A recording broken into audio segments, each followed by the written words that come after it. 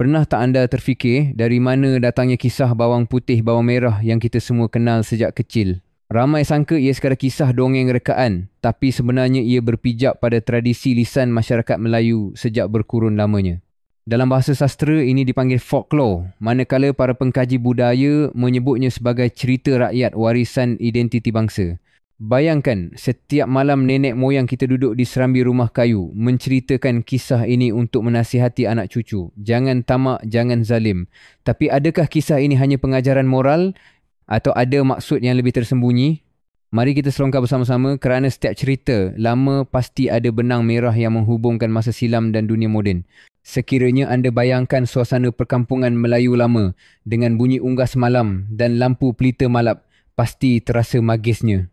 Bawang putih, bawang merah bukan sekadar watak, mereka lambang dualisme dalam hidup, baik lawan jahat, sabar melawan dengki. Anda mungkin tertanya kenapa nama mereka diambil daripada bawang, simbolik sebenarnya. Bawang putih bersih dan suci, bawang merah pedas dan menyengat. Ini teknik literasi yang dipanggil simbolisme, menggunakan benda harian untuk mewakili sifat manusia. Kini mari kita selami watak-watak utama pula. Mari saya bawa anda ke tengah-tengah konflik. Bawang putih, si gadis malang dan bawang merah, si kakak tiri yang licik. Anda tentu pernah rasa teraniaya kan? Itulah kehebatan naratif ini, ia menggunakan watak arketip, satu istilah psikologi yang merujuk kepada pola watak sejagat. Bawang putih mewakili arketip si mangsa yang tabah, manakala bawang merah gambaran konflik dalaman manusia, keinginan untuk mengatasi orang lain walau dengan cara tidak adil.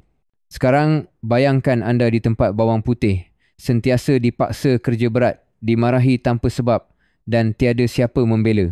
Di sinilah muncul dinamika keluarga tiri yang dalam istilah